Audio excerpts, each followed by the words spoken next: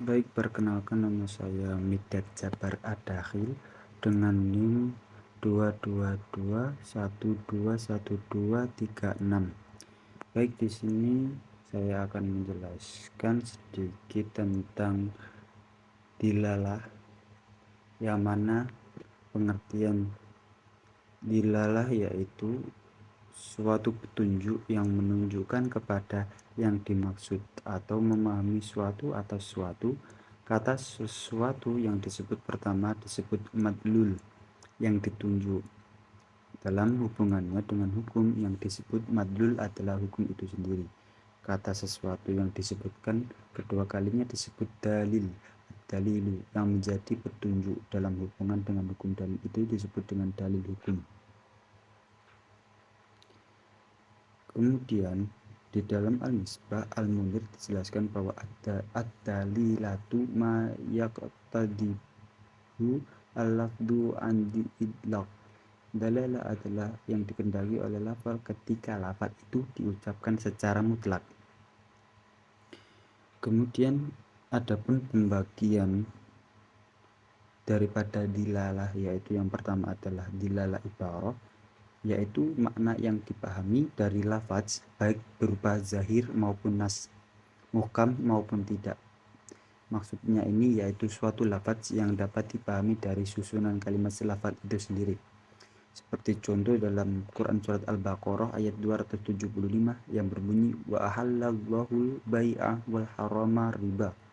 Ayat di atas mempunyai dua pengertian bahwa jual beli tidak sama dengan riba dan jual beli hukumnya halal.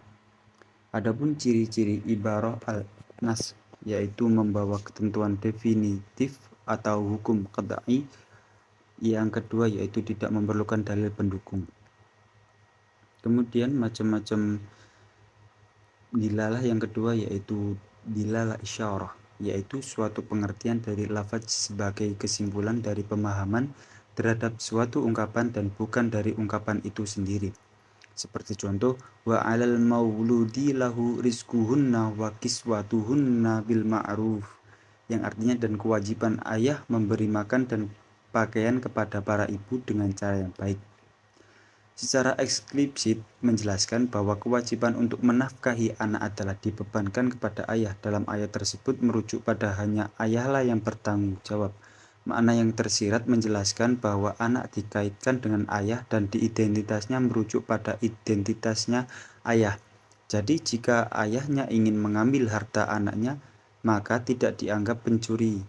Hal ini diperbolehkan dari kombinasi antara nasikh tersebut dengan hadis Nabi, antawama luka liwalidika, yang artinya kamu dan hartamu adalah milik ayahmu.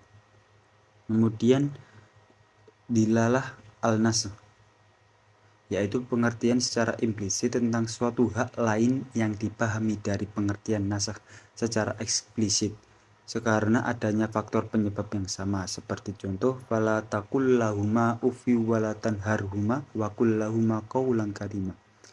Al-Isra ayat 23, dan janganlah berkata kepada mereka dan janganlah membentak mereka dan berkatalah kepada mereka dengan perkataan yang baik. Secara eksplisit ayat ini menjelaskan tentang tidak dibolehkannya mengucapkan atau dalam artian ini yaitu tidak boleh kita dalam bahasa Jawanya itu ngeresulo. Kemudian yaitu nomor 4 adalah dilalah iktida atau makna yang dikendaki, yaitu penunjukan lafaz terhadap sesuatu, di mana pengertian lafaz tersebut tidak logis kecuali dengan adanya sesuatu tersebut. Contohnya yaitu faman ufiyalahu min akhihi syai'un fattiba'un bil ma'rufi wa ada'un ilaihi bi ihsanin, yang artinya maka barang siapa yang mendapatkan pemaafan dari saudaranya, hendaklah memaafkan, mengikutinya dengan cara yang baik, dan hendaklah membayar diat pada yang memberi maaf dengan cara yang baik. Ayat di atas menjelaskan bahwa jika keluarga orang yang dibunuh telah memaafkan, maka hendaklah diikuti dengan sikap yang baik pula kepada yang diberi maaf, yakni sebagai konsekuensi logis dari sikap memaafkan tersebut adalah adanya imbalan harta benda yang berupa diat. Mungkin cukup itu yang bisa saya sampaikan, kurang lebihnya mohon maaf. Fastabiqul khairat.